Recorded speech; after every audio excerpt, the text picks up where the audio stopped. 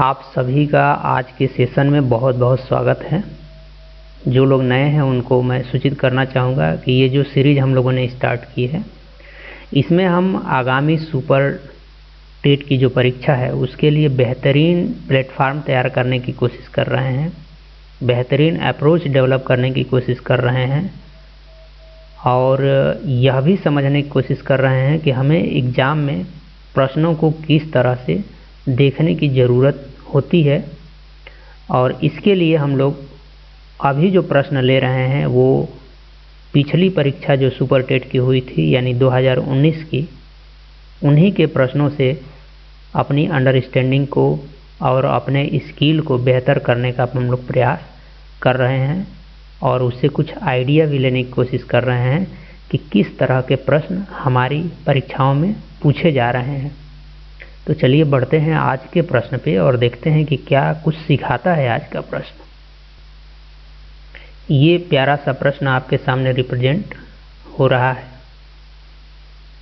और मैं उम्मीद करता हूँ कि पहले आप इस प्रश्न को खुद से सॉल्व करेंगे और फिर डिस्कशन को आगे बढ़ाएंगे।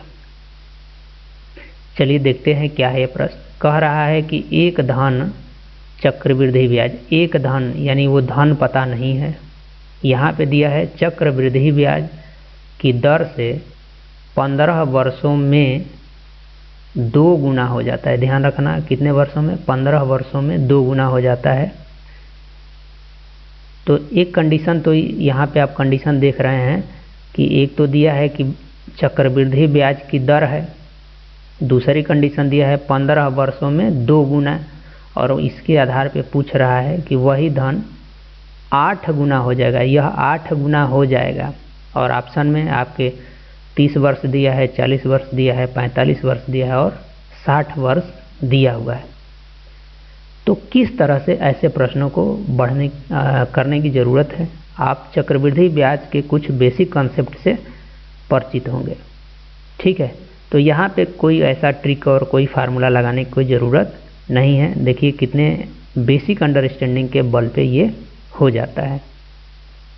बस यहाँ पे चक्रवृद्धि ब्याज के लिए आपको एक चीज़ ध्यान में रखना है कि जो चक्रवृद्धि ब्याज होता है वो मूलधन पे लगता है और फिर जो ब्याज आता है उसको भी जोड़ के मूलधन बना लेता है और फिर जो नया मूलधन बनता है उस पर फिर ब्याज आकलित किया जाता है। बस इसका ये कंसेप्ट है। तो ये कह रहा है कि आपके पास मान लीजिए कि कोई धन है, हमें नहीं पता है कि वो कौन सा धन है।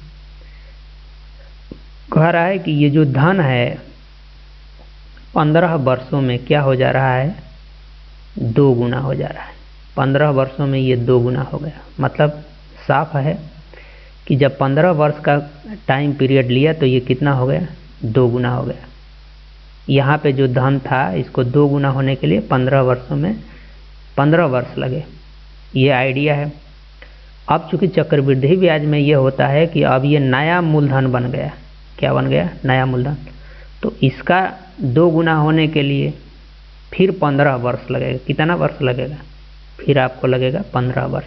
तो जब आप इसका 2 गुना करेंगे और ये पहले से 2 है, मतलब मान लीजिए कि पहले यहाँ 1 था, अब क्या हो गया, ये 2 हो गया और 2 से फिर 15 वर्षों में ये 2 गुना हो जाएगा। 2 गुना हो जाएगा तो यहाँ पे क्या हो जाएगा, 4 हो जाएगा, ठीक। अब जब 4 हो गया तो फिर अगले 15 वर्ष जाइए, फिर ये नया मूलधन बन गया। क्या बन गया, नया मूलधन। अब ब्याज इस पे आकलित होगा, चक्रवृद्धि ब्याज यही कहता है। तो फिर अगला 15 वर्ष जब आप लेंगे तो इसका 2 गुना करेंगे तो ये 4 गुना का क्या हो जाएगा, 8 हो जाएगा। तो आप क्या देख रहे हैं कि जो धन 1 था वह धन अब 8 हो गया और इसको 8 होने में कितना टाइम लगा है, तो 15 वर्ष ये और 15 वर्ष ये, तो 15 तियाँ 45 वर्ष, ठीक है। तो देख रहे हैं ये बेसिक अंडरस्टैंडिंग के बल पे भी ये सवाल का आंसर आ गया। किसी ट्रिक को रटने की ज़रूरत नहीं है, बस ये समझना है कि जो ये वर्ड हैं या ये जो कंसेप्ट है, क्या ये बेहतरीन तरीके से अगर क्लियर होंगे तो ऐसे सवालों को, ऐसे क्या इनसे बहुत सारे कठिन कठिन सवालों को भी आप चुटकी में हल कर सकते हैं। चुटकी में हल करने का मतलब है कि कुछ ही सेकंडों में, पलक झपकते कर सकते हैं।